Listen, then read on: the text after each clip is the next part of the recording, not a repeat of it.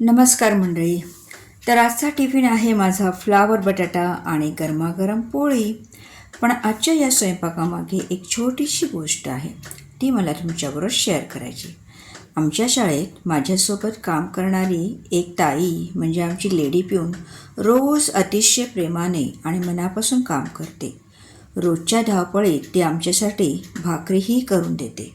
पण आज काही 2 दिवसापासून तिची तब्येत ठीक नव्हती, म्हणून मी तिला आमचं जेवण न करता फक्त शाळेच्या कामासाठी लक्ष देण्यासाठी सांगितलं. स्वयंपाकाची काळजी तेवढी काही मोठी नव्हती.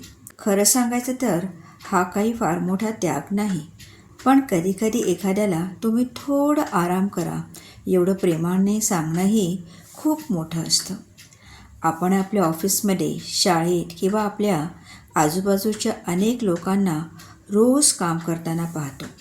त्यांचं काम कदाचित आपल्याला छोटं वाटत असेल, पण आपलं आयुष्य सुरळीत चालण्यासाठी त्या प्रत्येक व्यक्तीचा वाटा खूप मोठा असतो.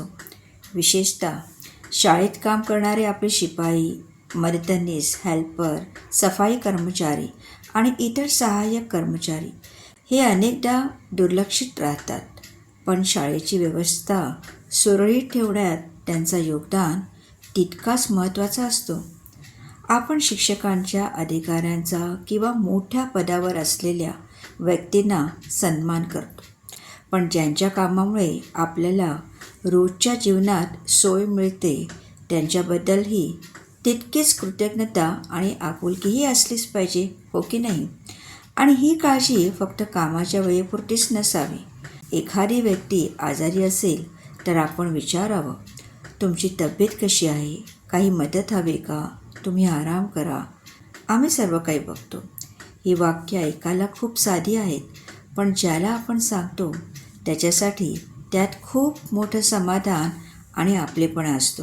मला नेहमीच असं वाटतं की पद मोठं असणं महत्त्वाचं नाही, माणूस म्हणून आपण किती मोठे आहोत हे महत्त्वाचं आहे. आपल्यासाठी काम करणाऱ्या प्रत्येक व्यक्तीला सन्मान द्या, त्यांच्या कष्टाची जाणीव ठेवा आणि जेव्हा ते थकतात किंवा आजारी पडतात तेव्हा त्यांना थोडा आधार द्या. कारण माणसाची काळजी घेण्यात जो आनंद आहे तो कोणत्याही मोठ्या गोष्टीत नाही.